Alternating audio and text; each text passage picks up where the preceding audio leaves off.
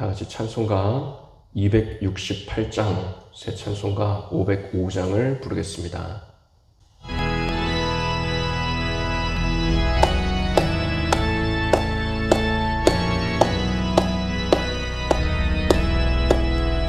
온 세상 위하여 나 복음 전하리.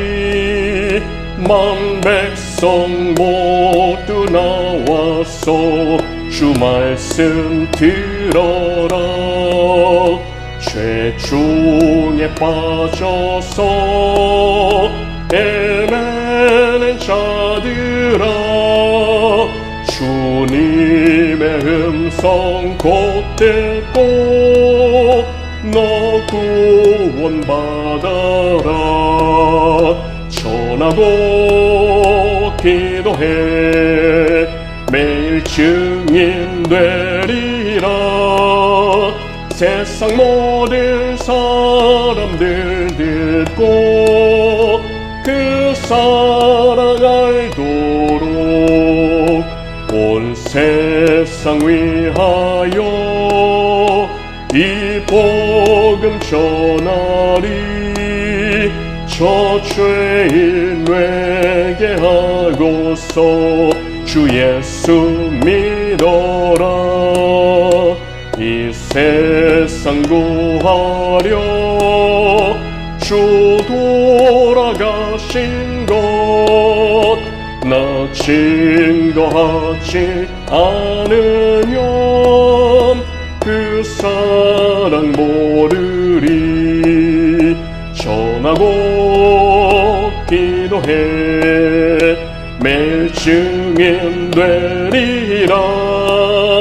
세상 모든 사람들 듣고 그 사랑 알도록 온 세상 위하여 주 은혜 임하니. 주 예수 이름이 믿어 이 복음 전하자.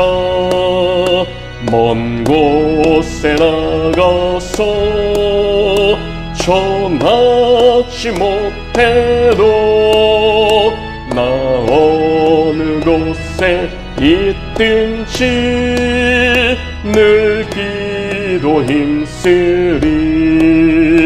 전하고 기도해 매일 증인 되리라. 세상 모든 사람들 듣고 그 사랑 알도록.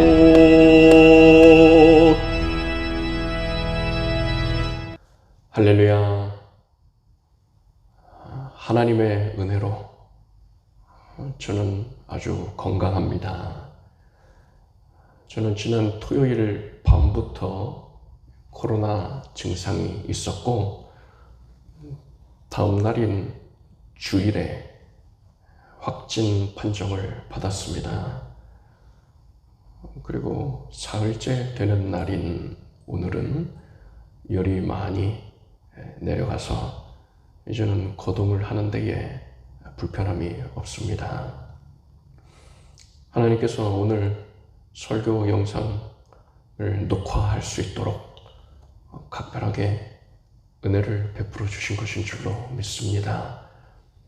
하나님께 감사드리고 또 기도해 주신 모든 성도님들께 감사를 드립니다. 이제 예배를 시작하겠습니다.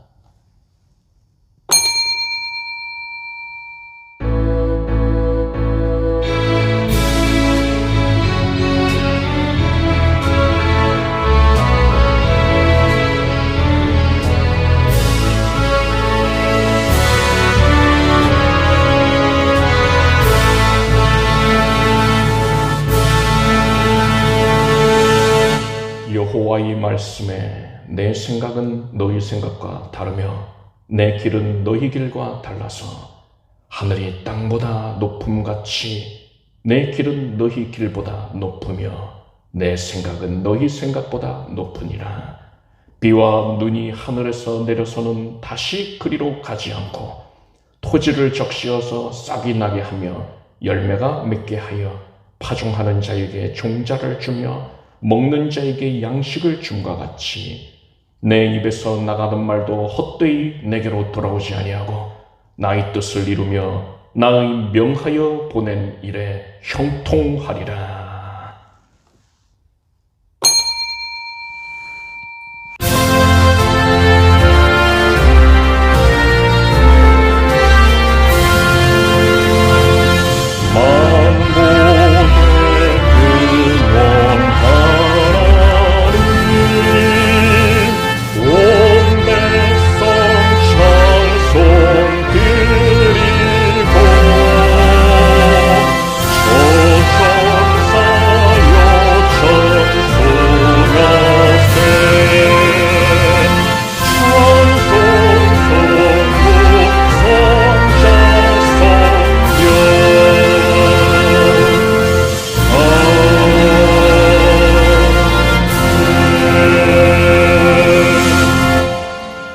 전능하사 천지를 만드신 하나님 아버지를 내가 믿사오며 그 외아들 우리 주 예수 그리스도를 믿사오니 이는 성령으로 잉태하사 동정녀 마리에게 나시고 본디오 빌라도에게 고난을 받으사 십자가에 못 박혀 죽으시고 장사한 지 사흘 만에 죽은 자 가운데서 다시 살아나시며 하늘에 오르사 전능하신 하나님 우편에 앉아 계시다가 저리로서 산자와 죽은 자를 심판하러 오시리라.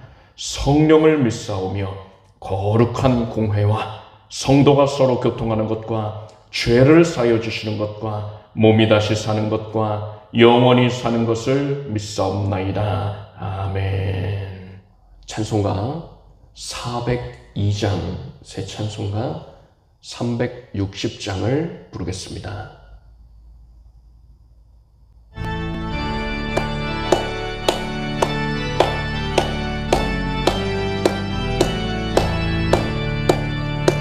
행군나팔 소리로 주의 호령 났으리 십자가의 군기를 높이 들고 나가세 선한 싸움 다 싸우고 의의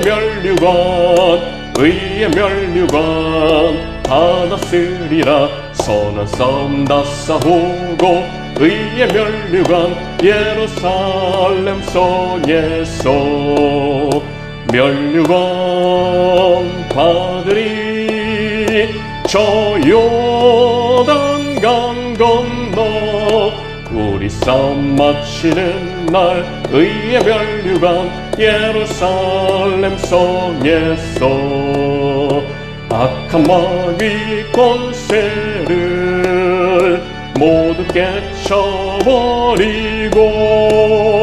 승리하신 주님과 승전가를 부르세 선한 싸움 다 싸우고 의의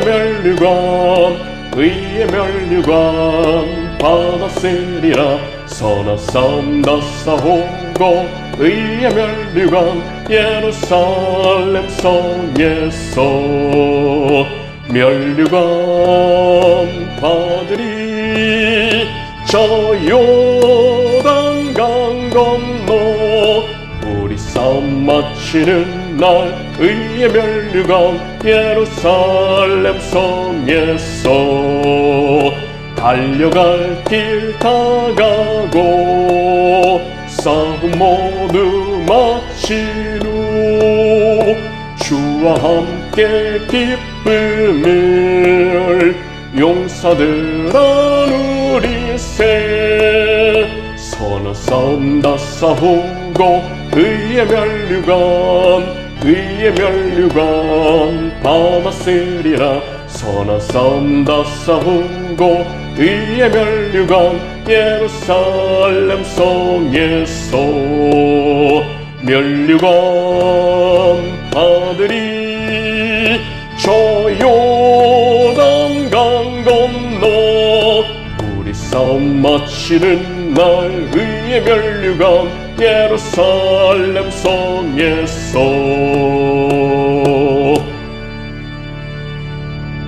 기도드리겠습니다. 하나님, 하나님의 자녀들이 하나님께 예배를 드리기 위하여서 주님의 전에 나왔습니다. 우리의 연약한 모습 그대로 하나님 보시기에 합당치 못한 모습 그대로 주 앞에 나왔습니다. 주님의 긍휼히 여겨주신 바를 바라옵고 주님의 은혜를 사모하여 나왔습니다.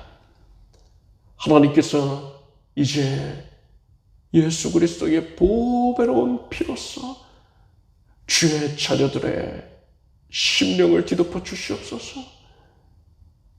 연약한 우리들을 예수의 보혈로 온전히 뒤덮으셔서 더 이상 추악함이, 연약함이 드러나지 않게 하여 주시옵고 오직 예수 그리스도의 공로만 드러나게 해 주시옵소서. 예수님께서 살아계셔서 지금 우리 가운데에 거하시며 우리의 예배를 기쁘게 받으신다는 것을 압니다. 하나님께서 오늘 마음을 다해서 뜻과 정성을 다하여서 예배하는 하나님의 자녀들을 일일이 돌아보시고 친히 손을 얹어 안수하여 주실 것이고 심령을 평안케 하여 주실 것이고 새로운 기쁨과 하나님의 말씀이 언약이 성취될 것에 대한 확신을 얻게 하여 주실 것입니다. 놀라운 기적의 역사가 우리 가운데 따르게 해 주실 것입니다. 예배하는 가운데에 말씀의 믿음으로 반응하는 가운데 그리 될 것이니 주여 우리가 마음의 문을 열었습니다. 믿음으로 하나님의 말씀을 영접하겠습니다. 말씀의 영이시여 우리 가운데에 역사하여 주시옵소서. 말씀 들을 때에 귀가 열리게 하여 주시고 눈이 열려지게 해 주시옵소서. 입이 열려서 하나님을 찬양하게 믿음을 고백하게 해 주시옵소서. 하나님께서 홀로 영광을 거두어 주시옵소서. 예수님의 이름으로 기도드립니다. 아멘. 오늘 본문은 스가랴 14장입니다.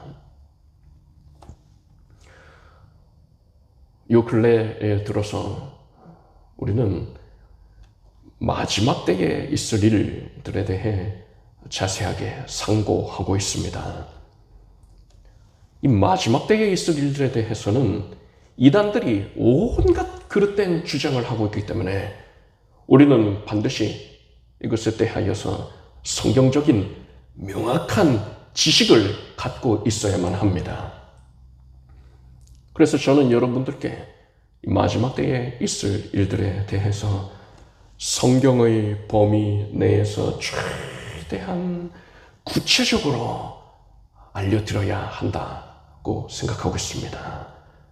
그래서 그런 마음으로 설교를 준비하다 보니까 구약의 에스겔서, 스가랴서, 말라기서나 그 외에 또한 마지막 때에 대하여 예언하고 있는 구약의 선지서들의 말씀을 많이 대단히 빈번하게 인용을 하게 되더란 말입니다.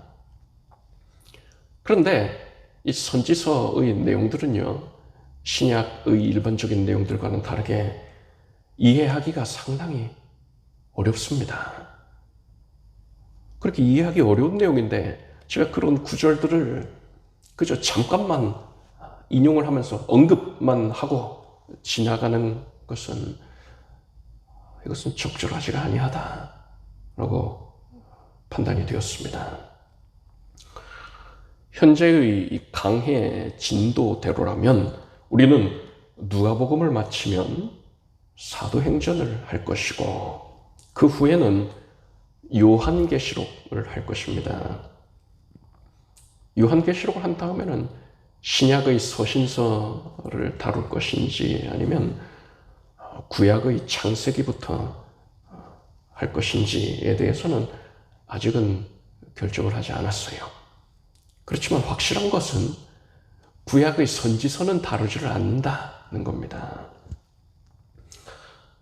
요즘 우리 교회에서 주일 설교와 수요 설교에서 이 마지막 때에 대해서 집중적으로 다루고 있지 않습니까? 이런 시기에 여러분이 구약 선지서에 나와 있는 이 마지막 때에 대한 내용들을 접할 수 있다면 큰 유익이 있다 할 것입니다. 그렇지만 강의 진도라면 그것을 접할 기회가 없으니까 오늘은 특별히 누가복음의 진도를 나가던 것을 잠시 중단을 하고 구약의 선지서 중에서도 스가랴 14장의 내용을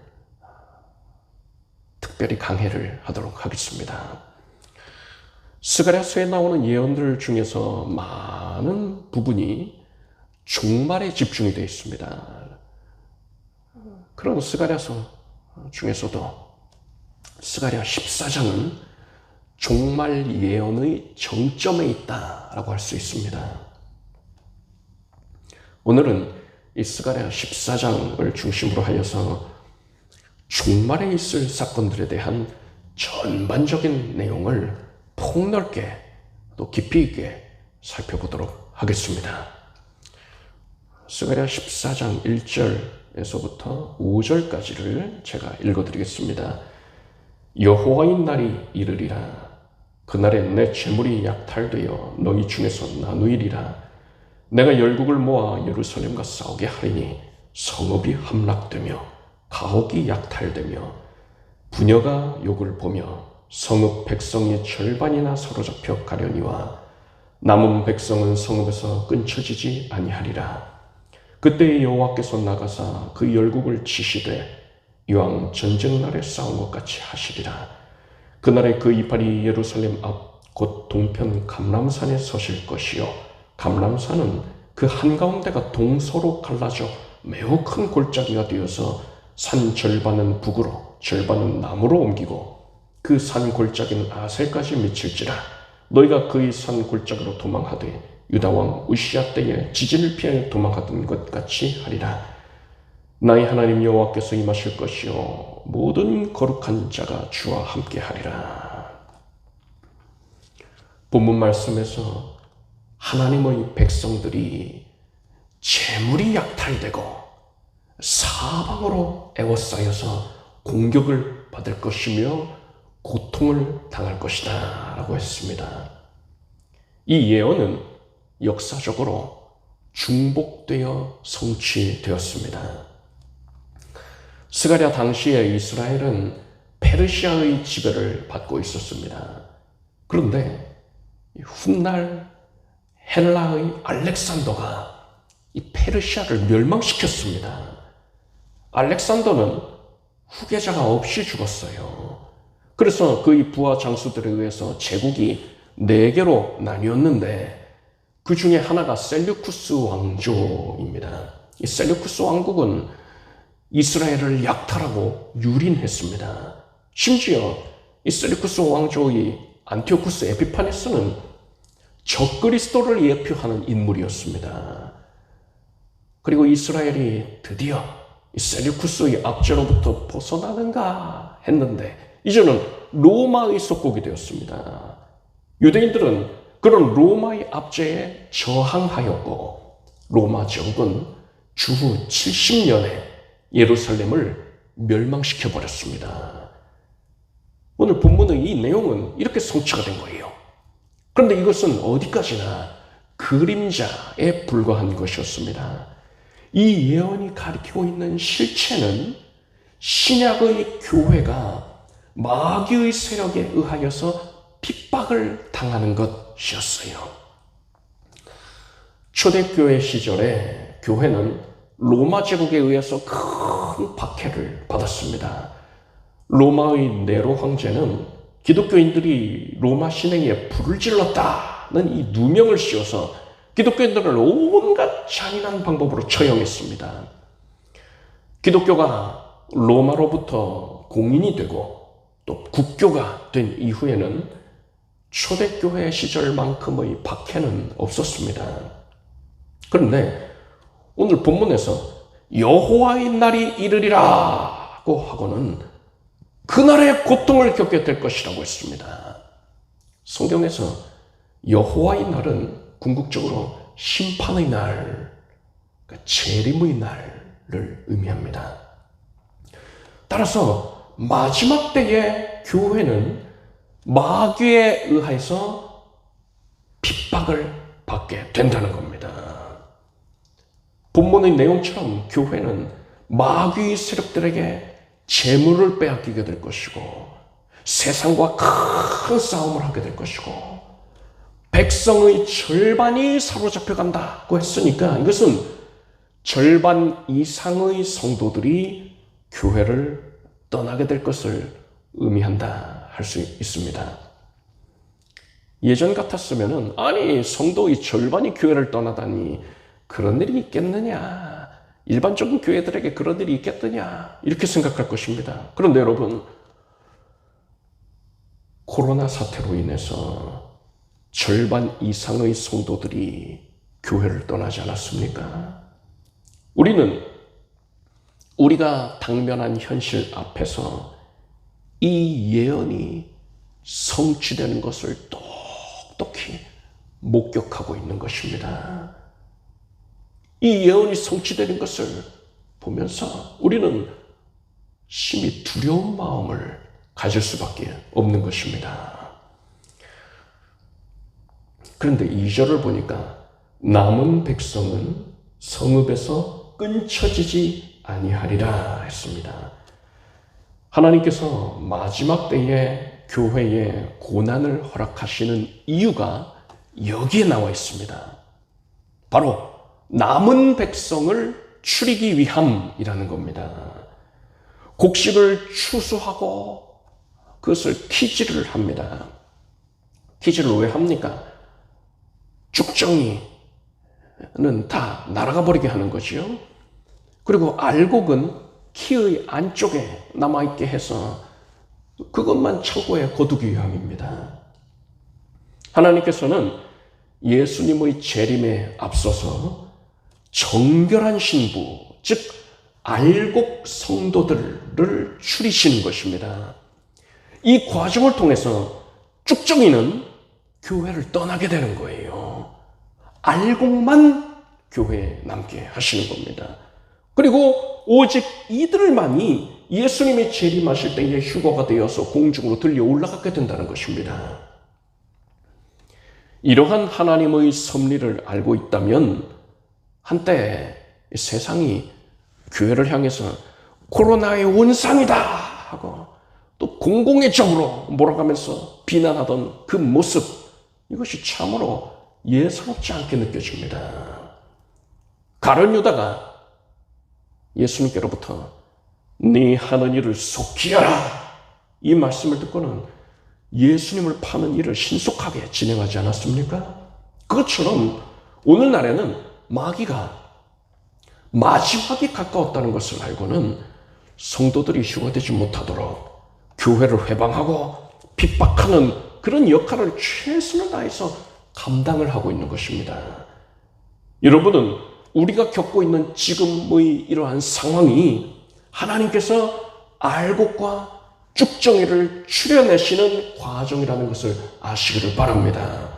우리는 이런 상황 가운데에서 세상의 시선에 편승해서 교회를 함께 비방을 한다던가 예배에 참석하는 것을 등한히 여겨서는 아니 되는 것입니다.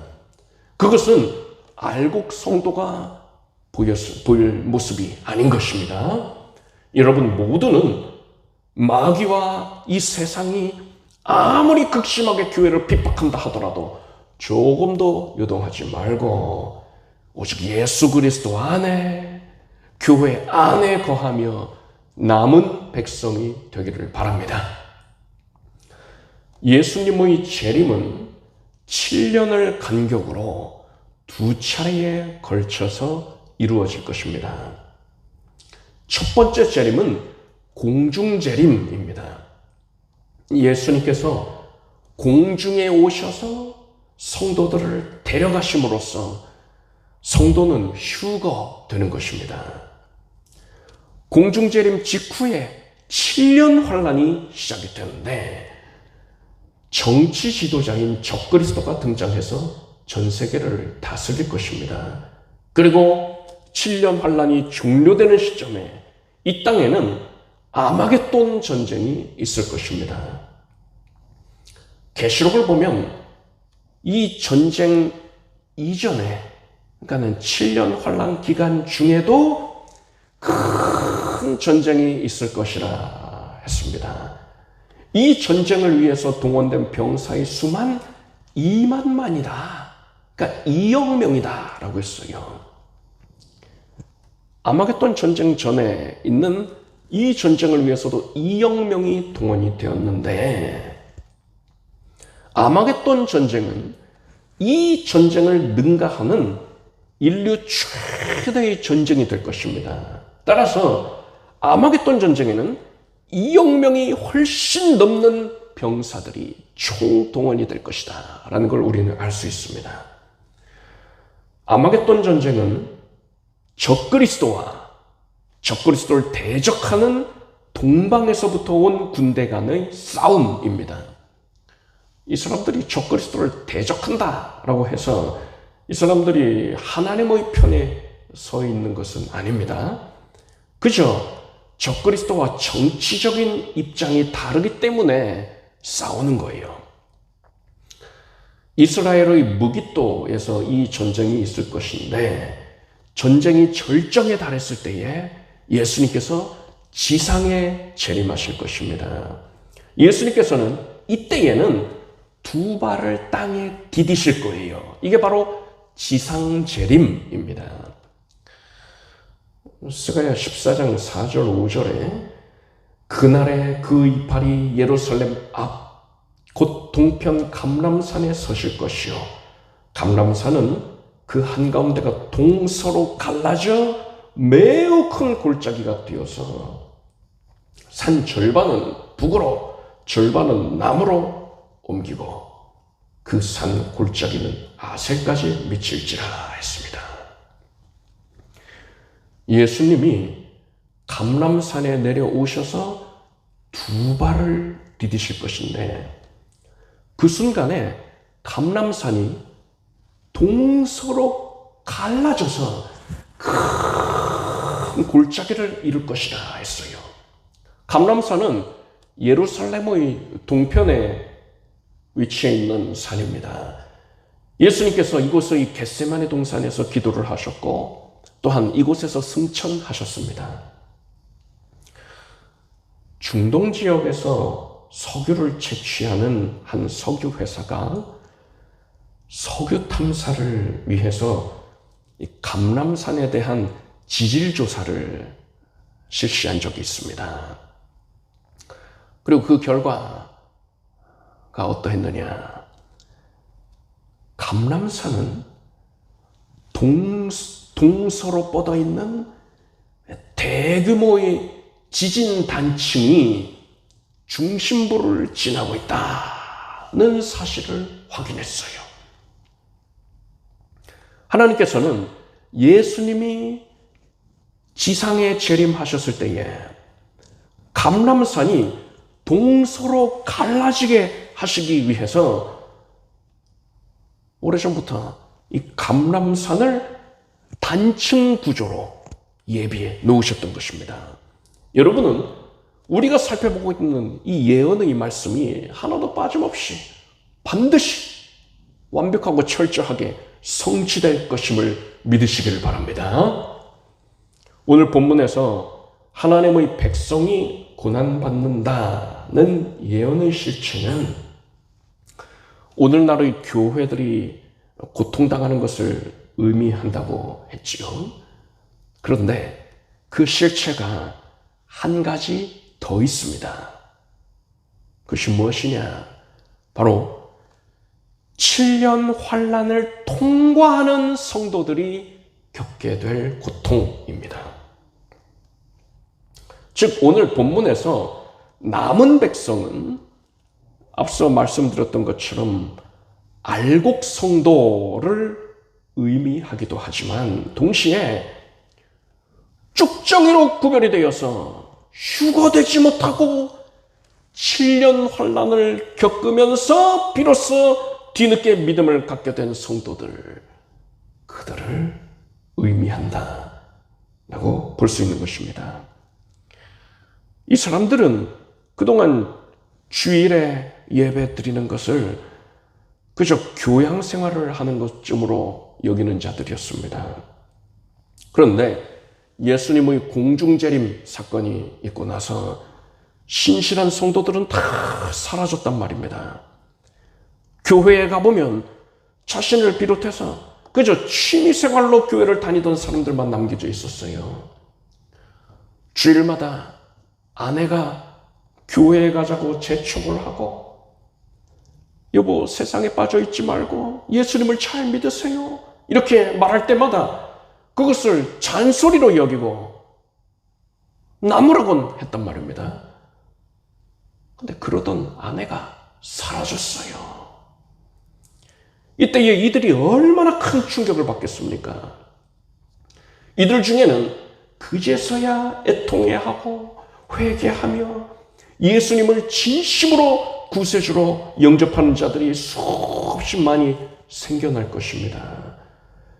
그런데 이 사람들은 반드시 7년 환난을 겪어야만 한다는 것이에요. 7년 환난 중에 적그리스도가 짐승의 표인 666을 받지 아니하면 매매를 못하게 할 것입니다.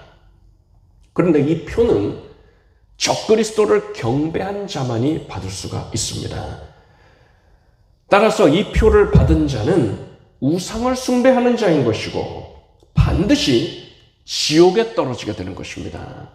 그래서 7년 환난을 지내는 성도들은 짐승의 표를 받기를 거부하기 때문에 물건을 사고 팔 수가 없는 것이고 거의 자급자족으로 생계를 유지해야 해서 매우 곤핍하게 되는 것입니다. 그리고 이들 중에 대부분은 신앙을 지키다가 목배임을 당하게 된다 했어요. 이들이 목숨을 부지하기 위해서는 도피 생활을 해야 하는 것입니다. 5절에서 예수님이 지상에 재림하시는 모습에 대해서 나의 하나님 여호와께서 임하실 것이요 모든 거룩한 자가 주와 함께 하리라 했습니다. 그리고 유다서 1장 14절을 보니까 아담의 7세손 에녹이 사람들에게 대하여도 예언하여 이르되 보라 주께서 그 수만의 거룩한 자와 함께 임하셨나니 라고 했습니다. 예수님께서 지상 재림을 하실 때에 그에 앞서서 이미 휴거되어서 영화로운 몸을 입고 있던 성도들, 그들이 예수님과 함께 이 땅에 임하게 된다는 거예요. 계시록을 보면 이때의 성도들은 모두 말을 타고서 예수님과 함께 내려온다라고 했습니다. 이 모습이 얼마나 영화롭겠습니까? 만약에 7년 환난을 겪은 성도들 중에 끝까지 살아남은 자가 있다면 그렇게 영화로운 모습으로 내려오는 성도들을 마주하게 되는 것이지요.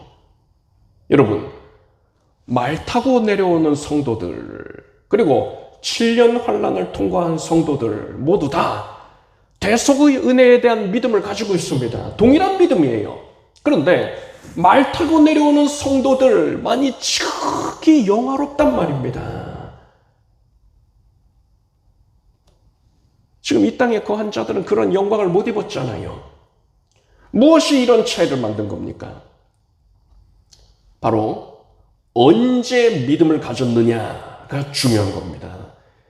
예수님이 공중에 재림하시기 이전에 믿음을 가진 자는 참으로 복됩니다. 어차피 믿을 거, 그 이후에 믿는 자는 7년 환난을 겪어야만 하니까 참으로 우매하다라고 할 수 있는 것이죠. 여러분은 앞서 말씀드렸듯이 알곡을 의미하는 남은 백성이 되기를 바랍니다. 예수님 재림하실 때에 쭉정이로 판단받아서 휴거되지 못한 남겨진 자가 된다면 고통을 당해야 하는 것입니다. 여러분은 남겨진 자가 되지 말고 반드시 남은 백성이 되기를 바랍니다. 여러분은 여러분의 가족분들이 한 사람도 빠짐없이 남은 백성이 될 수 있도록 애쓰시기를 바랍니다. 6절에서부터 15절까지를 읽어드리겠습니다. 그날에는 빛이 없겠고 광명한 자들이 떠날 것이라. 여호와의 아시는 한 날이 있으리니 낮도 아니요 밤도 아니라 어두워갈 때에 빛이 있으리로다. 그날에 생수가 예루살렘에서 솟아나서 절반은 동해로 절반은 서해로 흐를 것이라. 여름에도 겨울에도 그러하리라. 여호와께서 천하의 왕이 되시리니 그날에는 여호와께서 홀로 하나이실 것이요 그 이름이 홀로 하나이실 것이며 온 땅이 아라바같이 되되 게바에서 예루살렘 남편 림몬까지 미칠 것이며 예루살렘이 높이 들려 그 본초에 있으리니 베냐민 문에서부터 천문자리와 성모퉁이 문까지 또 하나님의 망대에서부터 왕의 포도주 짜는 곳까지라. 사람이 그 가운데 거하며 다시는 저주가 있지 아니하리니 예루살렘이 안연히 서리로다. 예루살렘을 친 모든 백성에게 여호와께서 내리실 재앙이 이러하니 곧 섰을 때에 그 살이 썩으며 그 눈이 구멍 속에서 썩으며 그 혀가 입 속에서 썩을 것이요 그날에 여호와께서 그들로 크게 요란케 하시리니 피차 손으로 붙잡으며 피차 손을 들어 칠 것이며 유다도 예루살렘에서 싸우리니 이때에 사면에 있는 열국의 보화 곧 금, 은과 의복의 심이 많이 모여질 것이요 또 말과 노새와 약대와 나귀와 그 진에 있는 모든 육축에게 미칠 재앙도 그 재앙과 같으리라. 방금 읽은 이 예언은 오늘날의 교회를 대적하는 자들, 교회를 회방하는 자들, 그들이 받게 될 심판을 의미합니다. 그리고 궁극적으로는 아마겟돈 전쟁에 참전한 악한 자들이 받게 될 심판을 의미한다고 할 수 있습니다.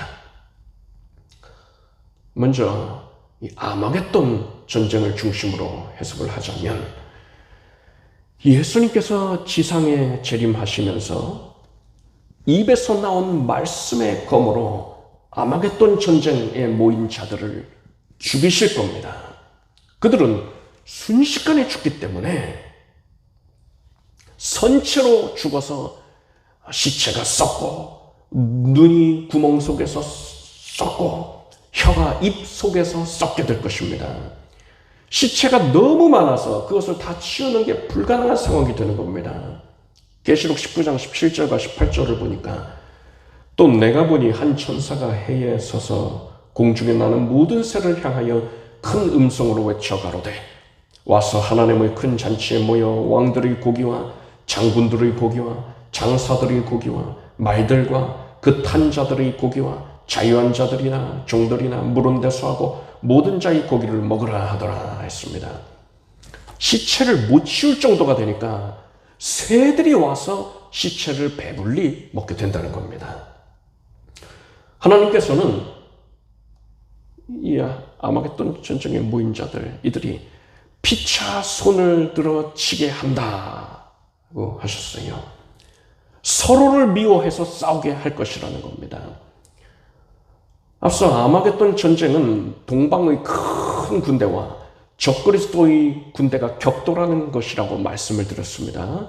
이들은 7년 환란의 초창기 때에만 하더라도 의기투합을 하고 있었는데 하나님께서 이들에게 불화를 주셔서 서로를 미워하여 죽이게 하신 것입니다.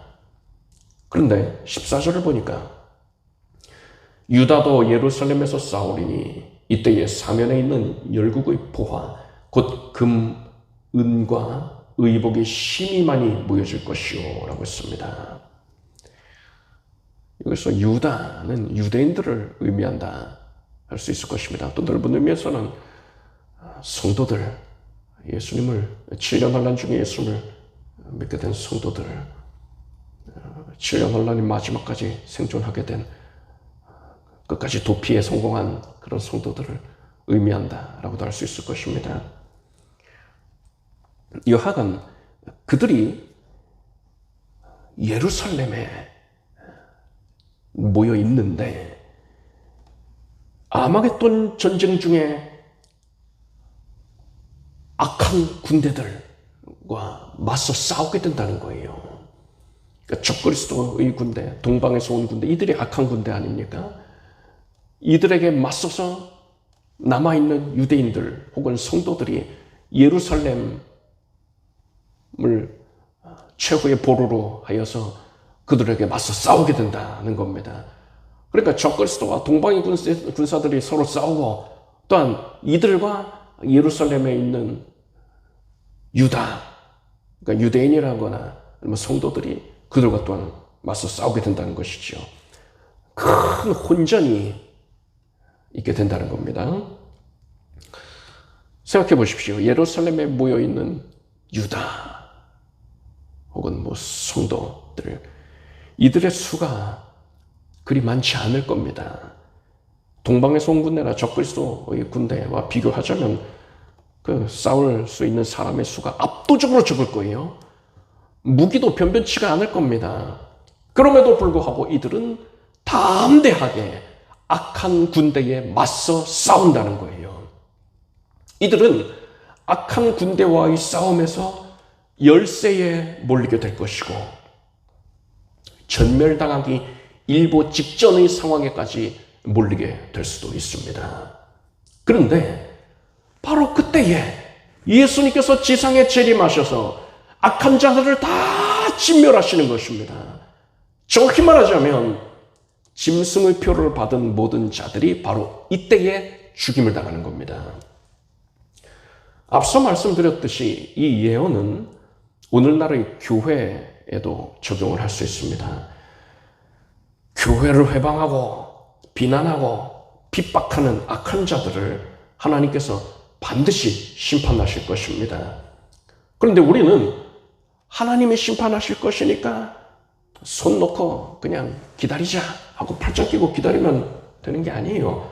하나님께서는 우리가 예루살렘에서 악한 자들에게 맞서 싸우는 유다처럼 마귀의 세력들에게 맞서서 담대하게 싸우기를 원하고 계시는 것입니다. 유다, 그러니까 유대인들이나 마지막 남은 성도들, 그들이 열세에 몰리게 된다 하더라도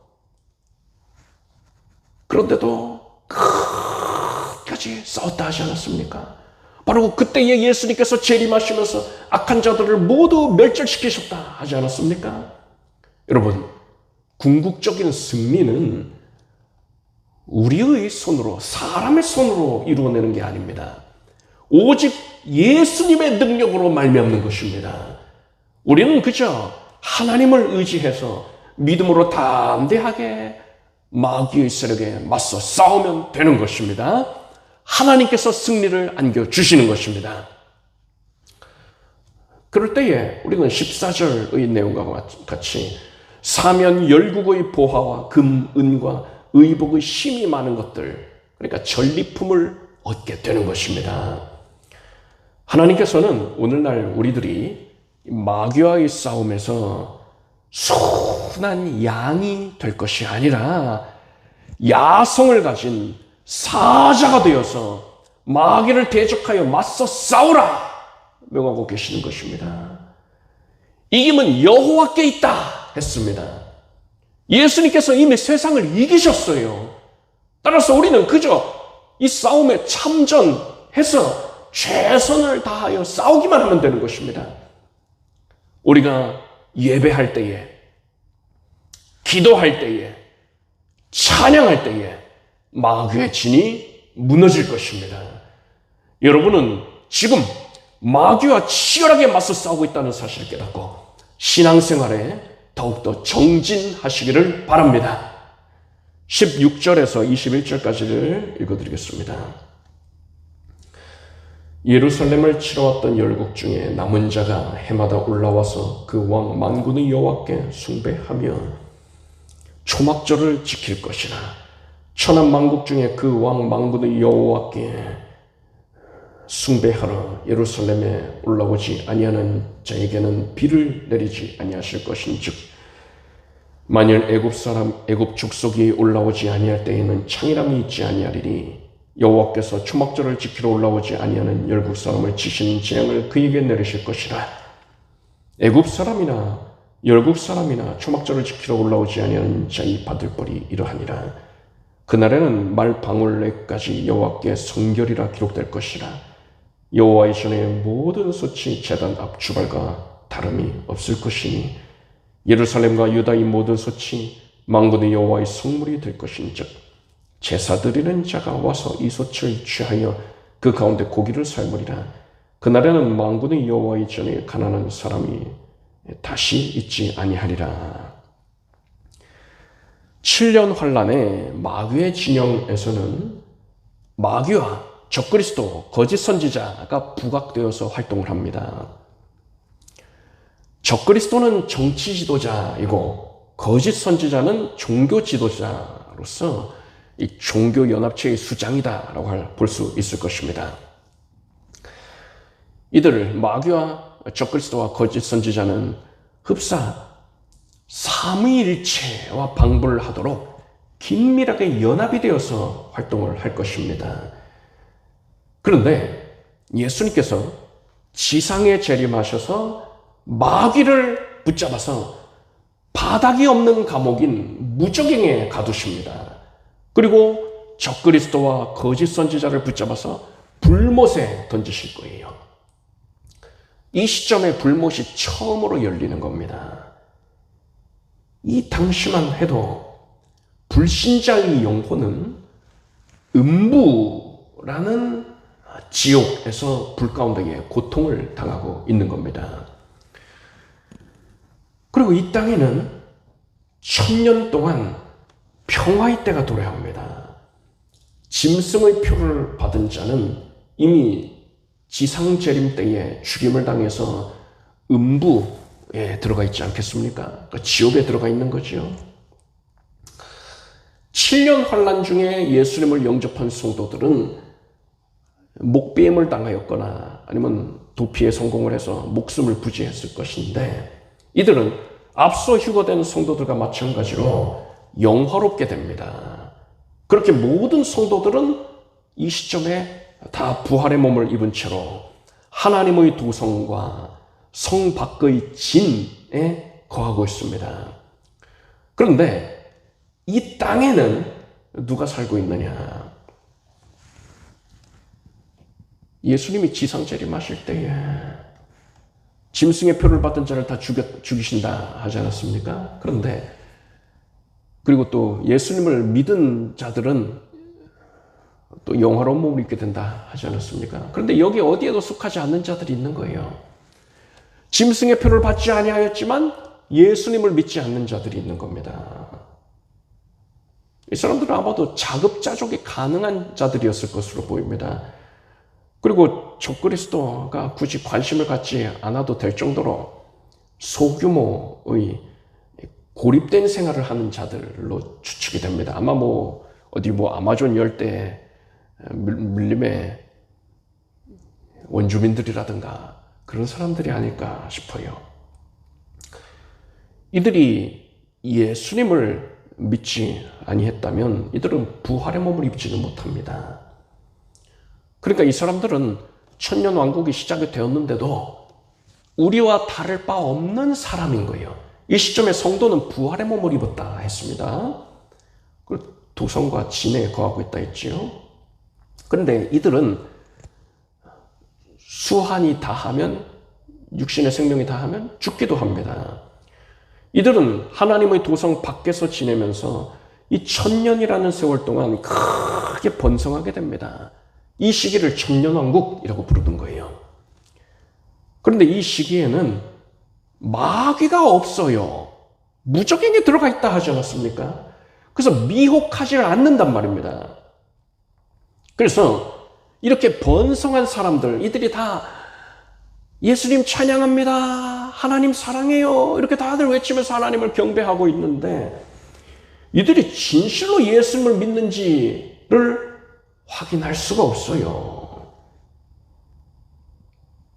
마귀가 있을 때에는 마귀의 모든 미혹을 뿌리치고 하나님을 선택한 자들, 그들이 참 믿음이라 할 수 있을 것인데 지금 마귀가 없다 보니까 이들의 선택지가 하나밖에 없는 거죠. 하나님을 섬기는 것밖에 못하는 겁니다. 하나님께서는 천년이 차면 마귀를 다시 세상에 풀어놓으신다고 했습니다.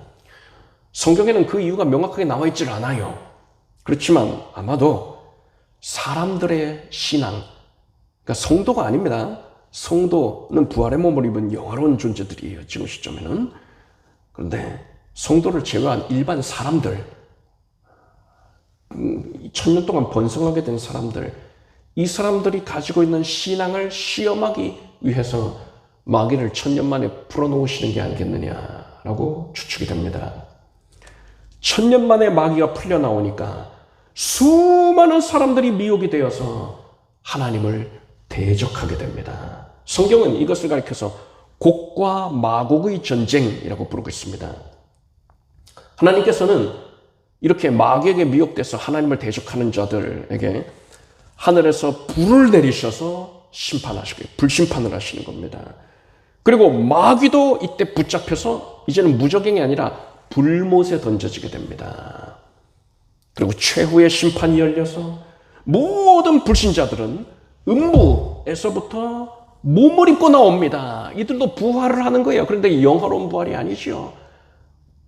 죽지 않기 위한, 그죠? 죽지 않는 몸을 입고서, 부활의 몸을 입고서 하나님의 공의로운 심판을 받고 불못에 던져지게 되는 겁니다. 그리고 현재의 우주는 사라져버리게 돼요. 체질이 다 풀려서 불 가운데 소멸하게 되는 겁니다. 그리고 하나님께서는 새롭게 우주를 창조하십니다. 새 하늘과 새 땅을 만드시는 거예요. 그리고 새 예루살렘 성이 하늘에서부터 내려와서 성도는 그곳에서 영화롭게 사는 것입니다. 방금 읽은 본문이 예언하고 있는 시점이 언제냐? 천년 왕국 기간 중에 그 곡과 마곡의 전쟁, 하나님을 대적하여 일어난 전쟁에 하나님이 불심판을 내리시기 직전의 시점이다 라고 볼 수 있습니다. 사람들, 그러니까 짐승의 표를 받지 않았으나 예수를 믿지 않았던 자들, 그들의 후손들, 그들이 하나님을 섬기기 위해서 초막절을 성대하게 지킨다 했습니다. 오늘날의 유대인들이 초막절을 가장 성대하게 지키고 있습니다. 아마도 그것에 영향을 받아서 이들이 초막절을 성대히 지키는 것이 아닌가 싶어요. 이때에 하나님께서는 하나님을 제대로 섬기지 않는 자에게는 비를 내리지 아니하시고 그에게는 재앙을 내리신다 했습니다. 하나님께서 이러한 재앙을 왜 내리시는 겁니까? 장차 무서운 불심판이 있을 것이기 때문에 사람이 심판을 받지 않게 하기 위하여서 죄의 길에서 돌이키게 하기 위하여 이런 재앙을 내리시는 겁니다. 따라서 사람이 이런 고난을 겪게 되는 것은 그에 대한 하나님의 각별한 은혜이다 라고 할 수가 있는 거예요. 이 말씀은 오늘날의 우리들에게도 적용할 수 있습니다. 우리가 하나님을 온전히 섬기지 아니하고 하나님께 인색하게 굴고 하나님보다 세상을 더 사랑할 때에 하나님께서는 우리에게 재앙을 주실 거예요. 그런데 만약에 그런 일을 겪게 되었거든, 우리는 내 앞에 무서운 심판이 예비되어 있기 때문에 하나님께서 내가 그 심판을 받지 않게 해주시려고 지금 이 시점에 내가 이러한 고난에 처하여지게 하셨다라는 사실을 우리는 깨달을 수 있어야 하는 것입니다. 여러분은 그러한 성격의 고난을 겪게 되었을 때에 그릇된 길, 죄악된 길에서 속히 돌이키고 그저 하나님의 은혜에 감사하고 하나님을 온전히 성심껏 섬기기를 힘쓰게 되기를 바랍니다. 기도하겠습니다. 하나님, 우리는 하나님의 남은 백성이 되게 하여 주시옵소서. 예수님 재림하실 때에 알곡이라 칭함받게 하여 주시옵소서. 하나님의 모든 예언의 말씀이 다 성취되는 것을 볼 때에 우리가 두려운 마음으로 예수님의 다시 오심을 고대하게 하여 주시옵소서. 우리는 예수 그리스도의 승리를 힘입어서 이제 마귀의 세력에 맞서 싸우겠습니다. 하나님께 순복하라, 마귀를 대적하라, 그러면 너를 피하리라 하셨으니 예수 그리스도의 이김으로 말미암아서 우리도 마귀를 이기게 하여 주시옵소서. 우리가 겪는 고난에 오히려 우리는 감사할 것이고 죄의 길을 돌이키고 하나님을 온전히 섬기기에 힘쓰게 하여 주시옵소서. 예수님의 이름으로 기도드립니다. 아멘. 찬송가 390장, 새 찬송가 352장을 부르시겠습니다.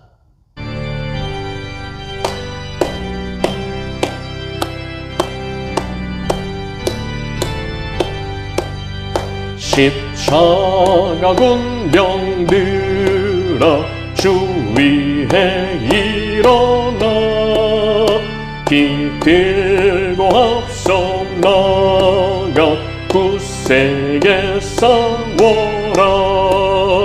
주께서 승전하고 영광을 얻도록 그 군대 거느리사 늘 이긴 주시네.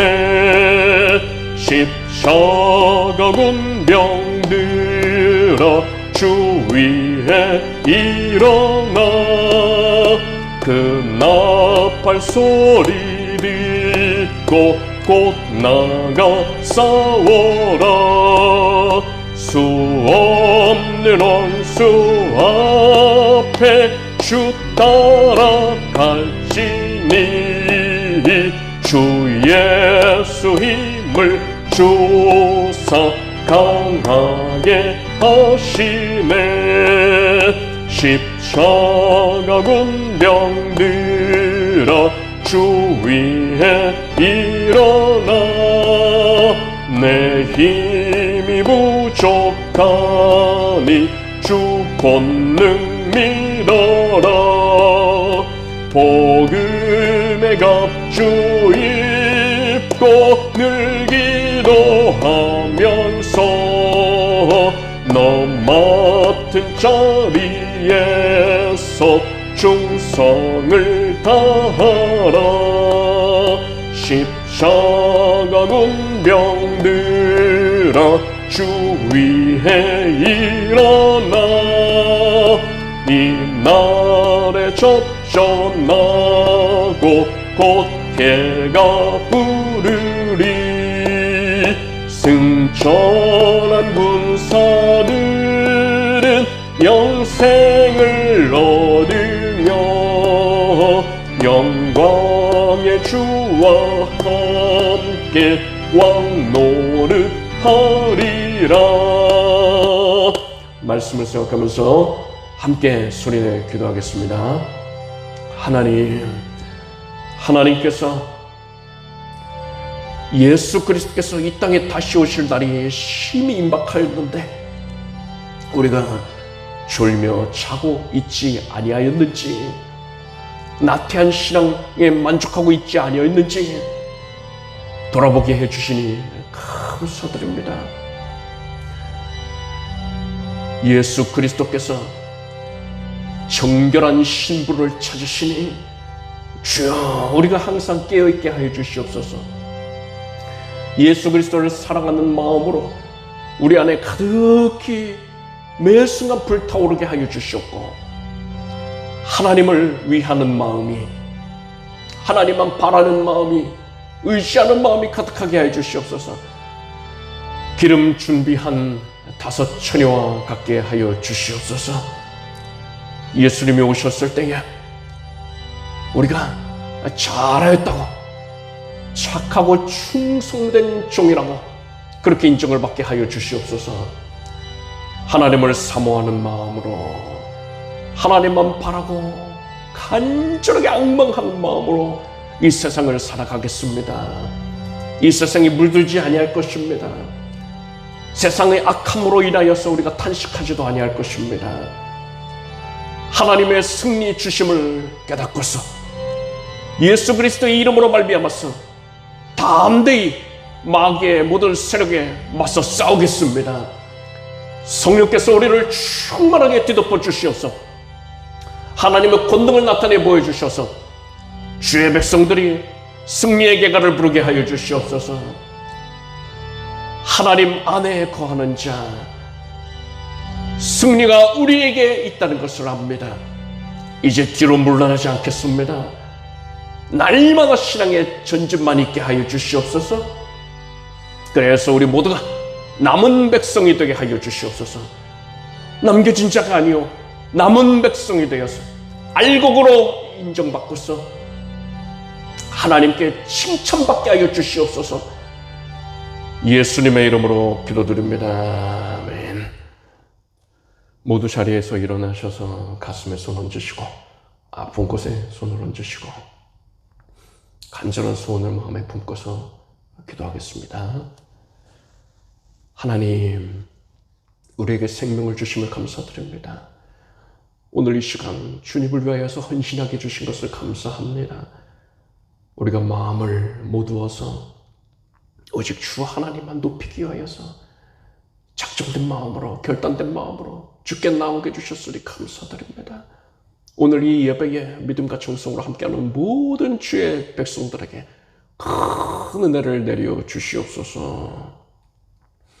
하나님의 능력으로 충만케 하여 주시고 하나님의 권세 있는 말씀이 양날 가진 검보다 예리하여 우리의 혼과 영과 관절과 골수를 찔러 쪼개남을, 그런 능력 나타냄을 보이게 하여 주시옵소서.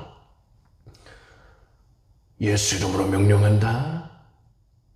이제 모든 바이러스와 세균이 주의 사랑하는 성도들에게서 떠나갈지어다. 암세포가 소멸이 될지어다. 주의 백성들은 은혜의 해가 되시는 예수 그리스도의 치유의 광채를 맞이하여 누리겠습니다. 그리하여서 생명으로 때 더 넘치게 얻겠습니다.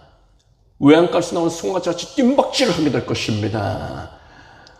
독수리 나같이 먹으러 같은 셈을 얻게 될 것입니다. 하나님께서 이것을 이루시고 영광을 얻으시나이다. 우리 사랑하는 주의 백성들이 크게 강건하게 하여 주시고 형통하게 하여 주시옵소서. 뼈 마디마디 관절 골수가 예수 이름으로 나음받게 해주시고 체온은 정상이 될 것이며 면역력이 온전해질지어다. 오장육부가 쾌역해 될 것이고 모든 망성적인 질환까지도 다 소멸이 될지어다. 통증은 사라지고 염증도 사라지고 온몸이 강건해질지어다. 이것을 막을 리가 없습니다. 모든 어둠이 빛이 비추니 물러갔습니다. 이제는 생명으로만 충만할지어다. 기쁨으로 감격으로만 충만할지어다. 사랑하는 주의 자녀들의 삶의 모든 순간을 하나님께 맡깁니다. 삶의 현장을 복주시고 가정을 복주소서. 온 가족이 반드시 하나님의 남은 백성이요 알곡이 되게 하여 주시옵소서. 그래 예수님 재림하실 때에 반드시 택한 바다 들려 올라가게 하여 주시옵소서. 진실된 신앙으로 하나님을 위하여서 이 마지막 때를 귀히 선용케 하여 주시옵소서. 온 가족들에게 신앙 각성의 계기가 있게 하여 주시옵소서. 각 가정마다 필요로 하는 모든 것들이 예수 그리스도의 이름으로 허락이 될 것이고 넉넉하게 공급이 될 것이고 이른 비와 늦은 비의 은택을 충만히 받아 누리게 될지어다. 진학의 문을 열어주시고 취업의 문도 열어주시옵소서. 믿음의 배필을 만나게 해주시고 믿음의 가정을 이루는 모든 과정 가운데에 하나님의 섭리를 만끽하게 해주시옵소서. 태의 문을 열어주시고 순상케 하여 주시고 자녀들의 믿음 안에서 아름답게 교육하게 양육하게 하여 주시옵소서. 하나님께서 주의 자녀들의 삶의 매 순간에 기쁨과 감사의 제목, 간증의 제목이 끊이지 않게 하여 주시옵소서. 예수님의 이름으로 간절히 축복하고 기도드립니다. 아멘. 믿은 대로 될지어다. 자리에 앉으시기 바랍니다. 기쁨과 감사한 마음으로 하나님께 정성을 다하여서 예물을 드리겠습니다. 하나님, 차원하는 마음으로 작정된 마음으로 하나님께 예물을 올립니다. 하나님께서 우리의 마음을 헤아리고 계시니 우리가 마음을 다하여 뜻과 정성을 다하여서 주님께 기쁨으로 드리게 하여 주시옵소서. 예수님의 이름으로 기도드립니다. 아멘.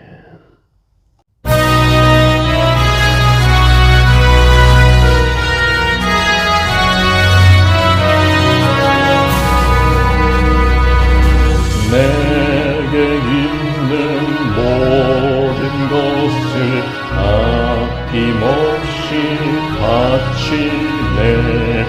사랑하고 의지하여 주만 따라가겠네. 주께 드리네. 주께 드리네. 사랑하는 구주 앞에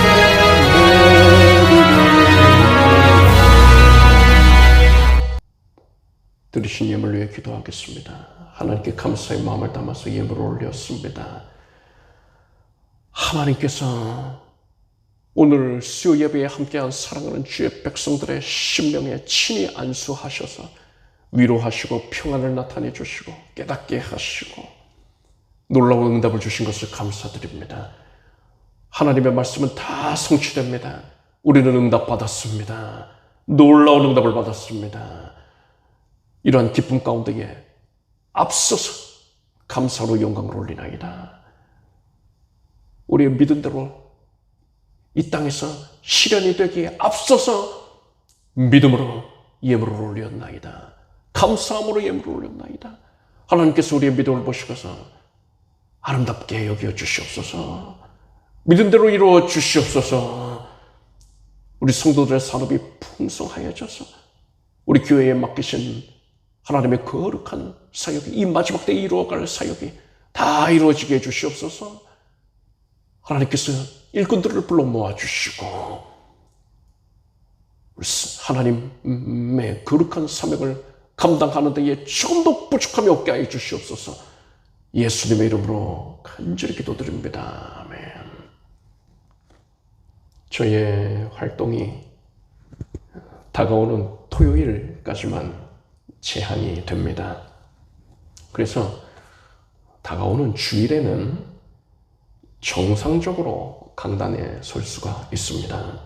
그래서 다가오는 주일에는 평소와 다름없는 모습으로 예배를 드릴 것입니다. 당분간 새벽 예배야 또 수요 저녁 예배 그리고 금요 기도회는 없습니다. 모두 자리에서 일어나셔서 성령을 부르겠습니다.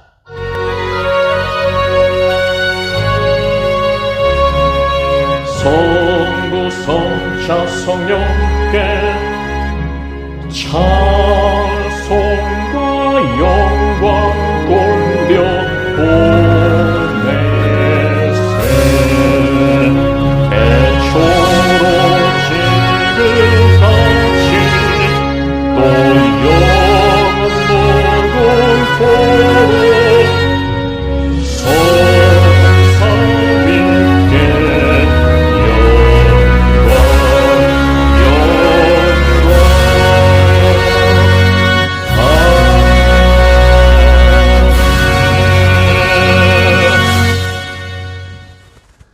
우리 주 예수 그리스도의 은혜와 하나님 아버지의 사랑과 성령님의 교통하심이 오늘 수요 예배에 믿음과 정성으로 함께한 사랑하는 모든 성도들 위해 영원히 함께 없으기를 축원합니다.